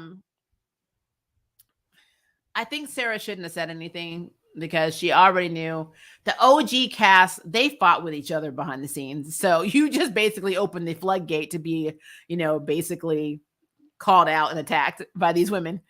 It really depends on how you feel. Like if you side with the OG cast that they should have just did a continuation, like a next generation type thing and not reboot the entire series and make it a different universe, then yeah, they were right. They were right to jump on, Sarah, even though because Sarah did, I will say this, Sarah did something that I don't understand why she did it, because I don't know if there's necessarily proof of it. And she basically called them out saying that they weren't supporting them. And part of the tweet, it's hard when you don't support people of color. And basically, implying that actresses are racist, especially when you are in a show that was inspired by them. And without actually having proof that said women are racist, that was kind of catty. But honestly, they were, Holly especially. Holly has been very passionate about downplaying and taking crap on the show, but she wasn't taking a crap on the actors. And I remember one of her tweets, she said, "This is not about the actors. I know actors have to work. she went after the network and the showrunners and talked about how, something along the lines of, just because we're older now, I guess we're not cool enough to be in something we actually helped create and make successful. So they're bitter about that, because for them, that was their franchise. And now you're rebooting it like it was nothing. And so they were really upset about that. But Sarah did say something on the lines of, being in her feelings, and saying something on the lines of, you just can't support people of color. And I'm like, it probably should not have come out like that. And so it just really depends. And this is why I don't get involved in this she said, he said, blah, blah, blah crap. Because again, this is all behind the scenes stuff. I don't handle Twitter very well, because I think Twitter is toxic as fuck. And so I don't like being on it. I have a Twitter account. I use it for my voiceover stuff, because a lot of people contact me through it, but I rarely say anything on it. I just don't like it in general. It is a very good vehicle for promotion, but it sucks because anything can be taken, the wrong way. And I've always looked at it this way. If you understand when you text somebody in your personal life that they can interpret your text a million different ways, from just, oh, you're just joking around, to, wow, you're a complete biatch, then why would you not think the same in a tweet? And so it becomes very toxic very quickly. And the haterade is real. So I stay out of that shit, because I'm too old for that shit, and I'm tired. I'm not doing it. I'm not doing it. No, Jordan, that's not even Scarlet Witch's power in the MCU. It looks like it, but her power is so much more. Oh, don't get Ray started on on Wanda. Though I did do with Group, I did do like a versus between Zatanna and Scarlet Witch. So if you want to talk about her stuff, it's in that video. The green aura looking stuff from Macy, they call it immobilization, which is almost like freezing. But poor Mel couldn't do anything. I really want to see Alyssa or Shannon in the reboot. I think Shannon might do it, but I don't think Alyssa would. As a psychologist, I think about the missing anxiety attacks like, what? Thank you. My spouse's degree is in psychology. And, it's like we think about this stuff. Like, every time that I feel like I'm about to have an anxiety attack, I get annoyed, because I'm like, well, Maggie didn't have panic attacks anymore, so I got to have anxiety attacks. So I'm like, the show has taught me that is a temporary thing. Now, this is not to say that you can't do some work and stop them from happening. But once you have this disorder, it doesn't just go completely away. Even if you go into like what I like to call anxious, remission, something can trigger you down the line and you will just have it. Or you'll bottle stuff up, or you're not sleeping well, or whatever. The many things can trigger that. And so like for them to just like do away with it with no explanation whatsoever. She didn't even say, I used to have panic attacks all the time, but then I really, got therapy and dealt with my stuff, and now I feel better. There was nothing. They're just gone. And I'm like, this is why you cannot rely on the CW to write about mental health. You just cannot. They do not do well. They just don't. I wish we saw Kayla actually studying their Book of Shadows instead of the college course that Harry's been doing with her. Yeah, I agree with that. Sean, hit the like button. I love Maggie. I don't hate her. I just, as a mother of an almost 26-year-old, I see her for what she is. I think Maggie has always played ambiguous roles.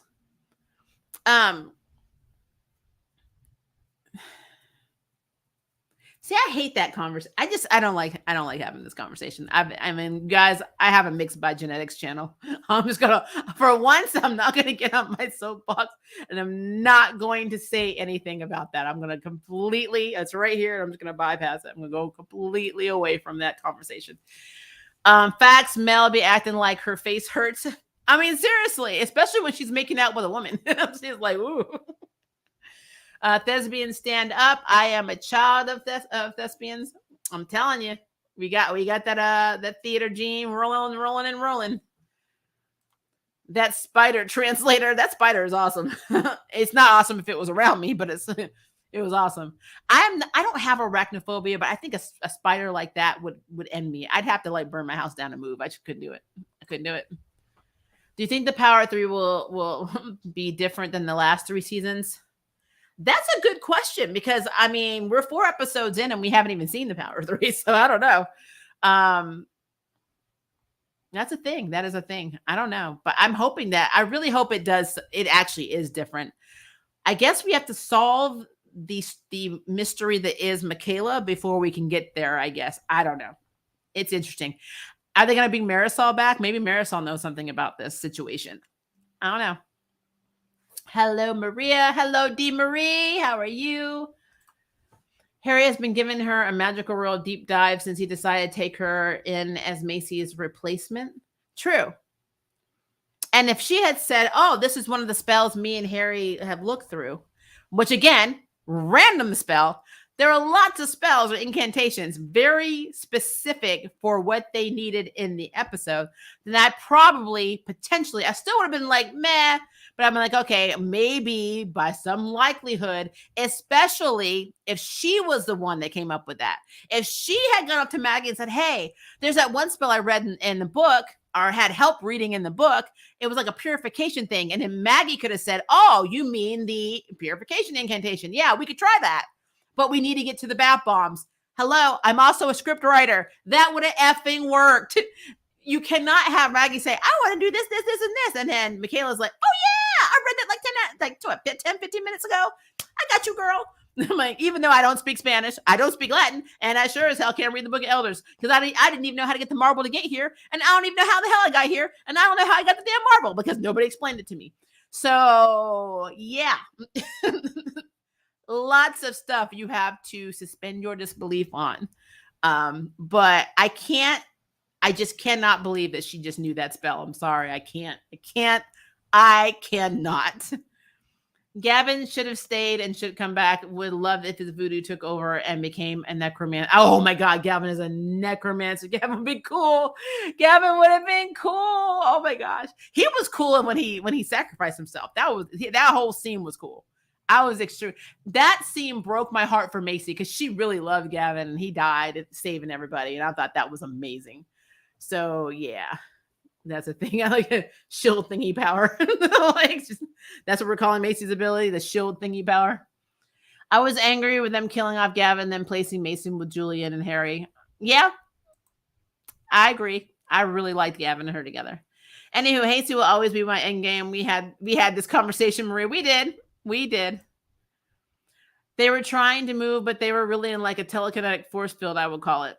I just wish that they had expanded on it and we saw that green aura more. I guess that's my only nitpick. I wish we had gotten more from that. Sarah went off because Rose and Holly were on Insta Live and said things over the show. But Bit said glad they got work or something, but was all quite bitter and off. Yeah, there's a tweet. You can actually look at the tweets that they kind of went back and forth, and she did. Like, if you look at the original tweet and then look, Holly responded to it because Holly was like offended because she was implying that she was racist. So I mean, if I can find it again, I will show you because it's been a minute. But like, I remember looking at that and I was like, wow. So I don't know. The actresses were bitter about Charmed. I mean, they worked their asses off on it and they did build it to where it was. Even though Charm belonged to the creator, I mean, they did make it a thing. They became executive producers. That was their stuff, you know. It's what they're mostly known for. And then they rebuilt it. They rebooted the show, and they were in their feelings about it. But I guess the PC thing to not make waves that Sarah should have done was just not listen to what they were saying. I mean, you have to have a tough skin in that industry. I mean, really in any of the entertainment industry, you have to have a tough skin because people will always try and say shit about you. It's just what it is. And then when you realize that not everybody's going to like you, and then you further develop the motto of, and I don't give a shit about it, you know, then it's a lot easier. So I don't think Sarah has developed that tough skin that she needs to ignore shit like that. That's what I think. That's the thing. Gavin was better than Harry. Harry was a cute season one. Will they, won't they? And then season one end, but then season two just effed up his character. Season two beefed up his character. That was a problem. He went from a co-star to literally a main attraction on that show. Said women have been known racist minus Holly. I just want to know, like I said, like the Charm reboot, I was not on set for the OG Charmed. So I have no idea what on behind the scenes.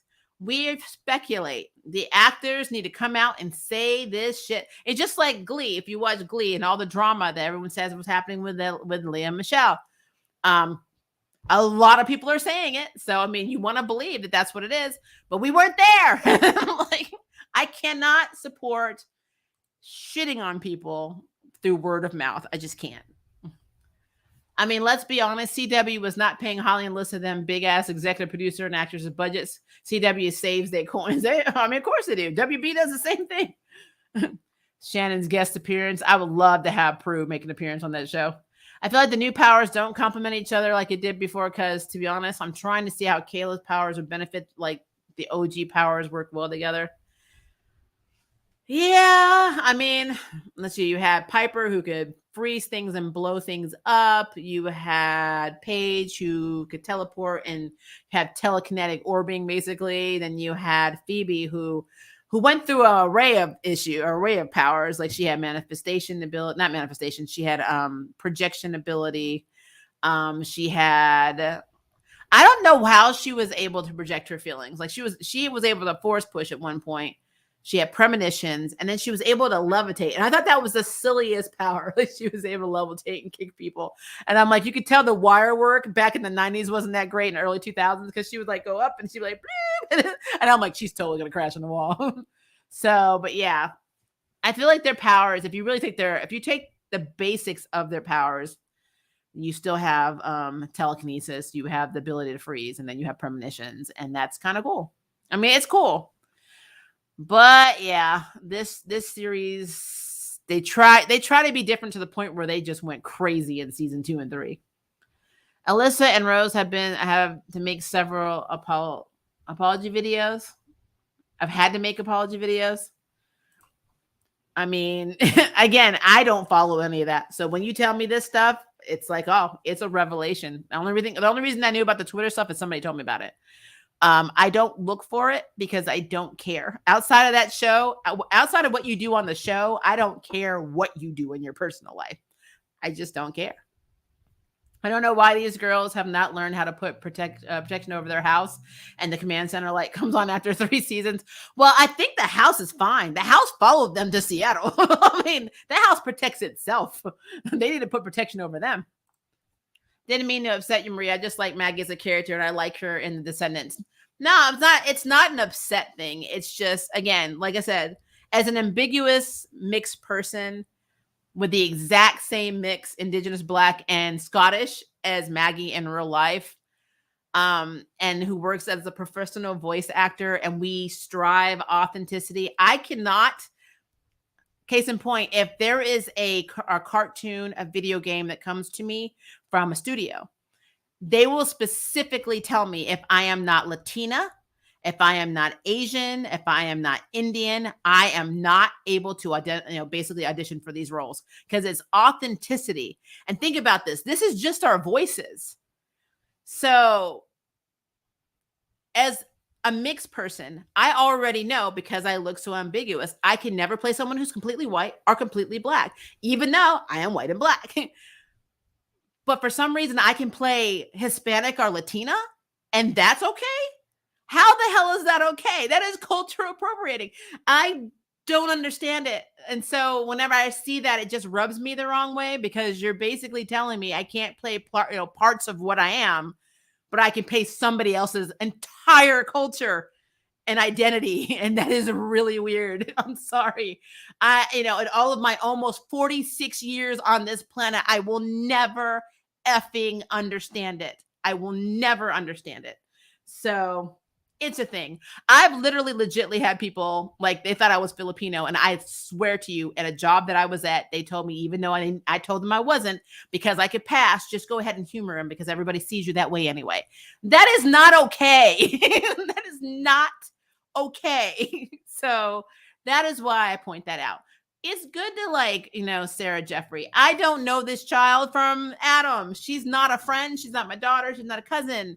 I'm only talking about Sarah as Maggie. There's nothing wrong with her that I know of. So I'm never going to tell you that you can't like somebody. That's not my place. I'm not going to do that. Everybody has their opinion.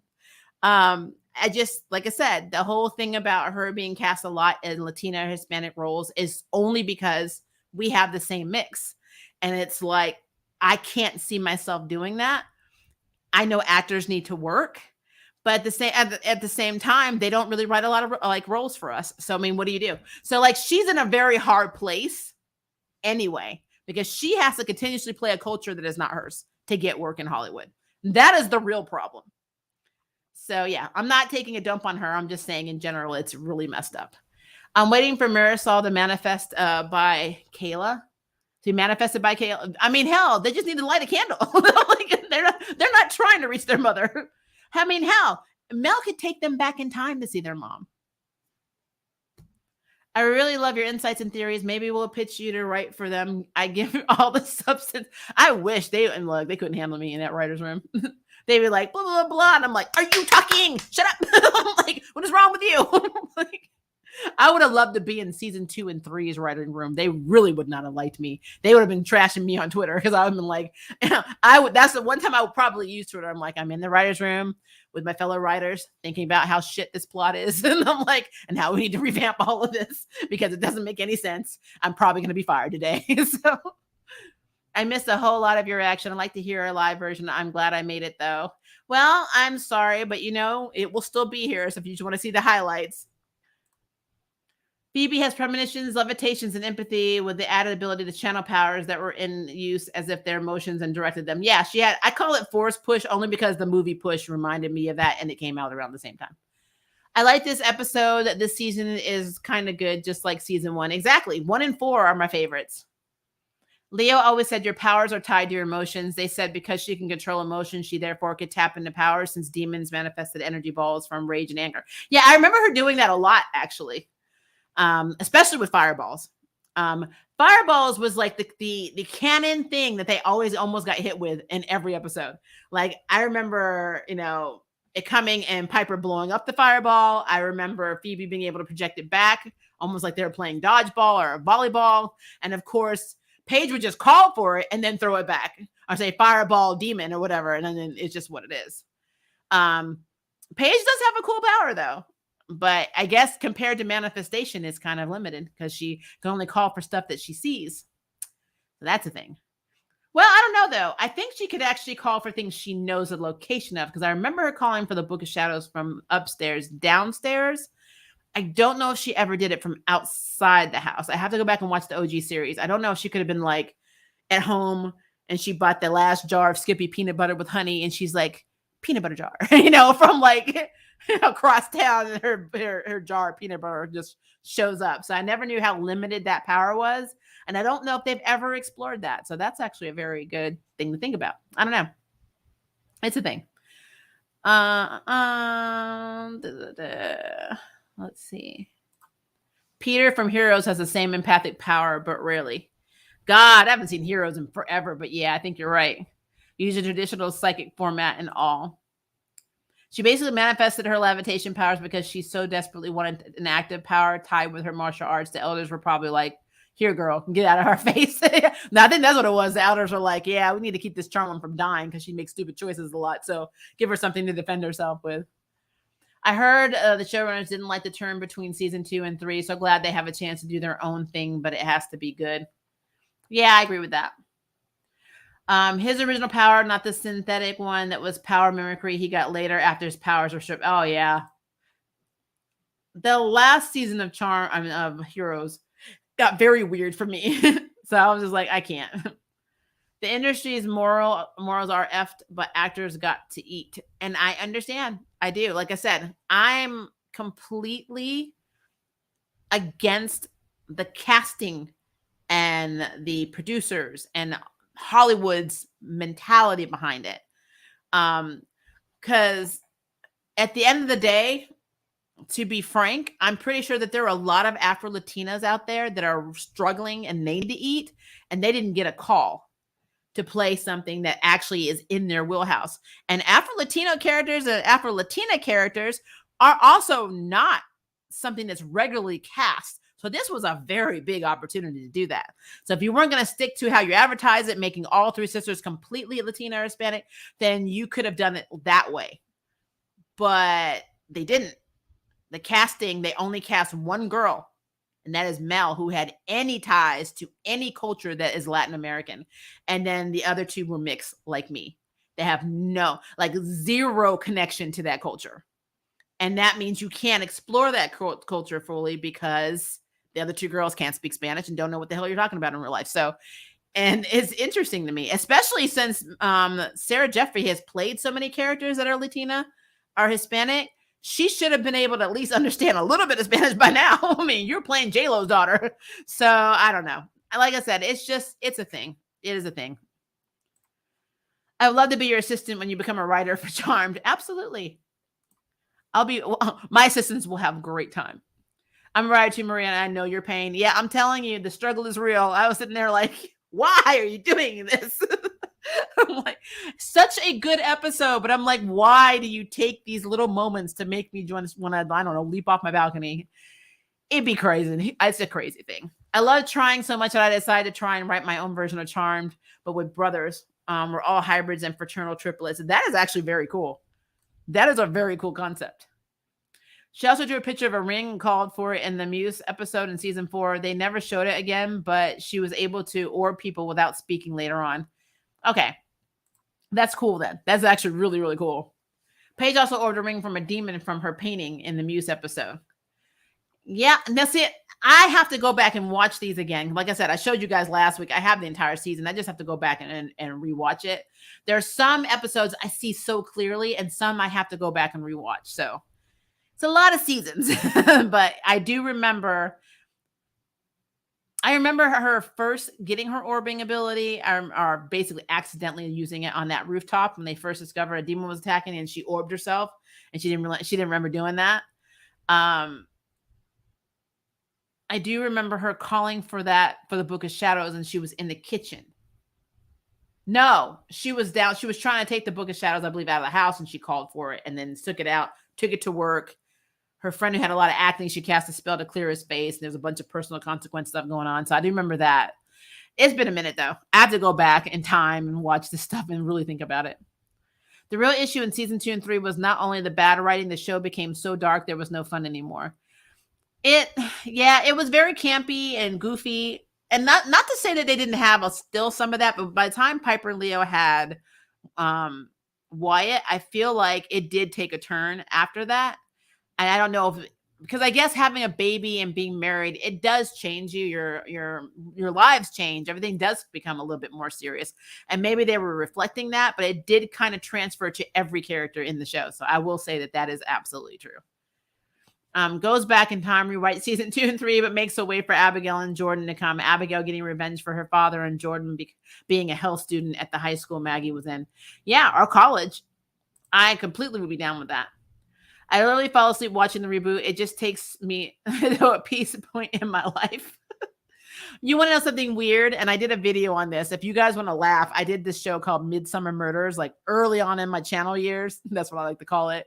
Where I basically talk about the show Midsummer Murders. It is basically a detective series, but it's based in this county with all these little villages where all they do is spend time murdering each other. Like, I don't know what it is, but everybody in town just like kills people for no reason, like crazy reasons. So that is what I put on at night when I want to go to sleep. And I don't know if it's because my mother was British and I'm half British and I'm just like channeling that, and it soothes me. But I'm telling you, Midsummer Murders is what me and River put on when we want to go to sleep. It is ridiculous, but it is true. It is truth. I cannot lie.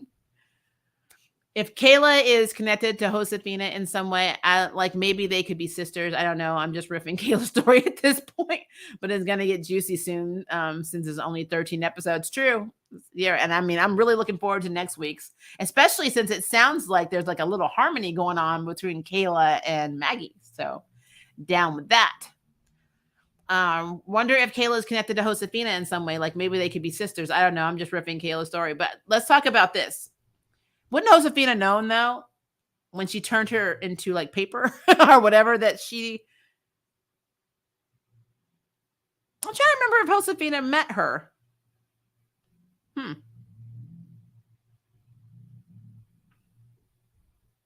don't know. I don't know if she actually saw her or not. So I don't know. Not the reboot, my bad, spell check. That's fine. My spell check changes stuff all the time. As a fan fiction writer, I was screaming in seasons 2 and 3. Hey, I'm telling you, I understand. I usually turn to fanfics for shows and movies that I think are not done well. And I will always find a fanfic that's like excellent. And I'm just like, why didn't they hire you? Because you would have fixed this show. I hope they bring the Demon of Fear like character, though. He's bad. He was a good character. Yeah. You're talking about, well, are you talking about Barnabas from the OG series? Because I would love Barnabas to be something that shows up in this. We need more Josefina and less Harry. I agree. Josefina met Kayla. I cannot remember their interaction. It was so fast. Because I remember, I don't know. I had to go back and see it. Barbas, thank you. I always call him Barnabas. I don't know why. From what I've seen from the trailer of the next episode, don't think Harry is here. Let's celebrate. But so no, we got to be cautious. Because if Harry's not in this episode and he's not in the next episode, that gives him the green light to have an entire episode to himself. And that'll make me upset. And I don't want that to happen. Don't want that to happen. I can't stomach an entire episode. I just can't. I can't. Agree. More Josefina. I was hoping for the trans guy to be magical. Well, all the other transgender characters are gone. So Kevin's gone. Don't look for Kevin anymore. You can't have Josefina and Kevin. Come on now. Dare to defy. Kayla is not related to the main branch of the Vera family. We'll be lucky if she's somehow connected to the immediate family we know. True. And it was very short. I agree. Okay. Woo. I got through every comment, except for a few that were just like one words. I got through every comment. And yes, I do see, we already know, and Harry episode is coming if he's directing the next one. Yeah, if he's directing now, that's even worse. It's even worse. But I got through every comment. We are now at 1 hour and 45 minutes. So that means this is a good stopping point. But if you have any questions, concerns, you have any, whatever, anything you want to talk about with Charmed or anything I talked about tonight, leave it in the comment section below because, that's what it's here for. I did release a short little reaction video today. I don't know if you guys caught it for the new Ruby anime, the Ice Queendom. I'm super excited for it because I'm a huge Ruby fan. I will have our Owl House review in the morning. It is a live stream, so yay to that. Also, I will have Kung Fu episode 4's video out tomorrow as well because I just finished watching that today.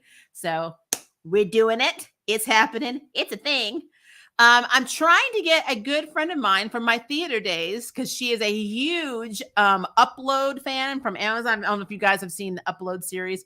Huge Upload fan. We want to talk about Upload season 2. And I also want her to come on here and talk about Bridgerton season 2 because it is a thing. So we're going to see what happens with that. But in a nutshell, good things are coming, guys. But if it is day for you guys, have a good day. If it is evening for you guys, have a good evening. And I will see you in my next streams and in my next video. Bye, guys.